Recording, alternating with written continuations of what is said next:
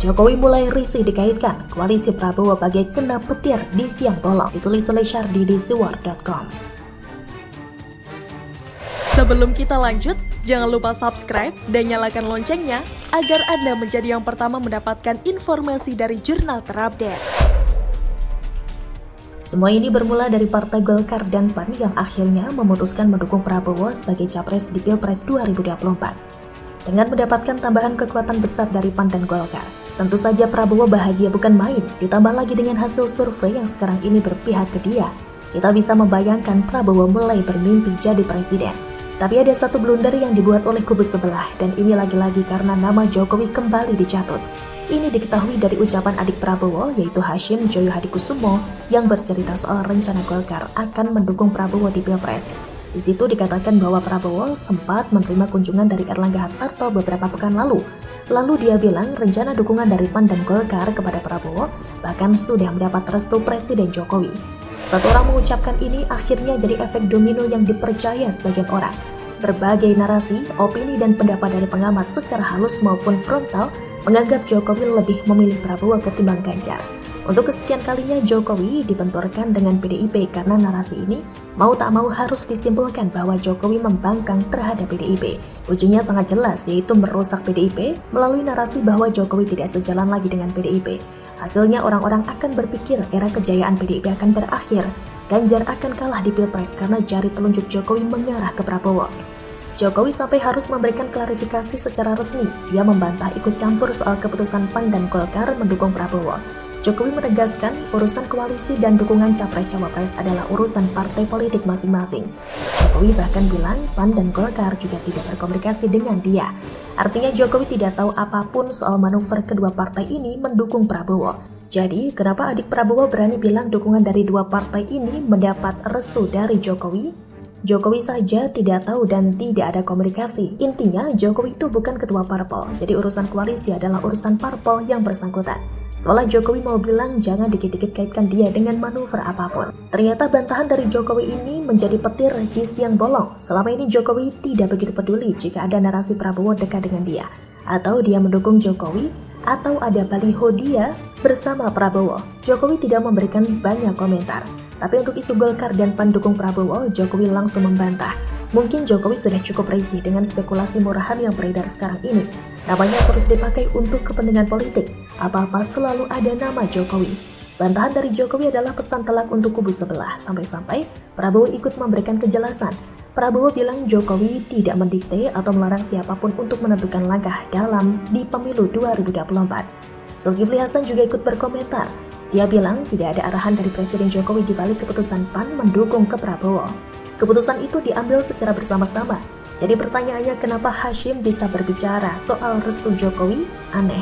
Kalau Prabowo dan Zulkifli Hasan membantah, berarti ucapan Hashim tidak benar.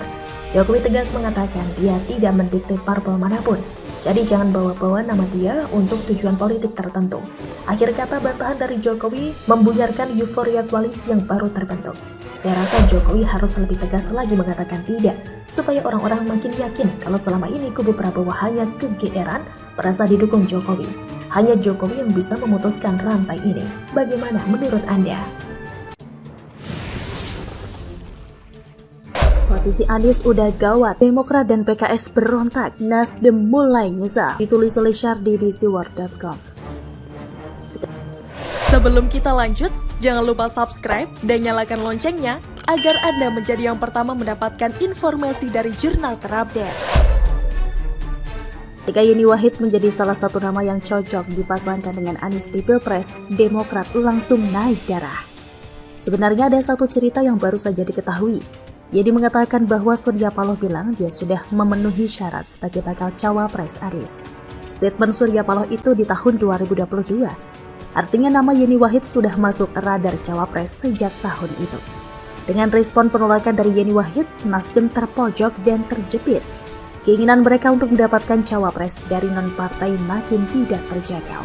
Nasdem mungkin mulai menyesal melihat tingkah Demokrat yang terlalu ngotot memaksakan kehendak. Demokrat seolah mau bilang AHY harga mati atau koalisi bubar. Apalagi Andi Arief baru-baru ini menuduh Surya Paloh sedang diuji elektabilitasnya untuk menjadi cawapres Anies. Nasdem pasti kesal dan geram dengan tuduhan ini. Bahkan salah satu anggota tim pemenangan pemilu Nasdem menyindir Andi Arief agar banyak minum susu supaya akalnya lebih sehat. Nasdem tidak mabuk kekuasaan, tidak bernafsu menempati jatah cawapres Anies. Dia mempertanyakan masa sih Andi Arief tidak tahu siapa yang lebih mabuk jadi cawapres Anies. Hubungan Nasdem dan Demokrat sudah makin panas. Kalau dulu masih hangat, sekarang makin gawat. Hubungan mereka seperti di ujung tanduk. PKS juga mulai tidak sabar. Bersama dengan Demokrat mereka berontak dan sama-sama mendesak Anies supaya cepat mengumumkan nama cawapres. Kalau dari versi AHY, alasannya adalah publik sudah tidak sabar siapa yang bakal jadi cawapres Anies. Sedangkan dari versi PKS, alasan mereka adalah Pilpres 2024 sudah semakin dekat. Konsolidasi harus segera dilakukan.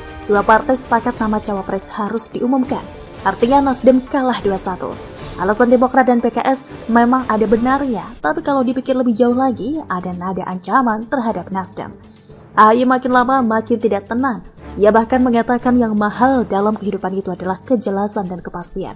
Ketidakpastian dan ketidakjelasan itu yang sering membuat orang tidak optimal. Nasdem sekarang disandera oleh Demokrat. Kalau tidak ada kesepakatan, maka koalisi hampir pasti bubar. Skenario Pilpres 2 paslon dan pemilu 1 putaran hampir pasti terjadi, meskipun biang keroknya adalah internal koalisi perubahan sendiri. Posisi Anies dalam situasi gawat. Anies harus memilih apakah mendengarkan Nasdem atau Demokrat PKS. Nasdem maunya nama cawapres diumumkan terakhir, sedangkan Demokrat dan PKS mau sekarang juga. Kesimpulannya Anies tersandera oleh keinginan Nasdem, tapi Anies juga butuh dukungan Demokrat dan PKS. Sedangkan Demokrat nothing to lose, asalkan ada waktu untuk menyeberang koalisi jika harapan tidak kesampaian. Sedangkan PKS santai-santai saja, katanya sih PKS itu pelit, makanya tidak rugi apapun, tinggal cabut aja kok susah.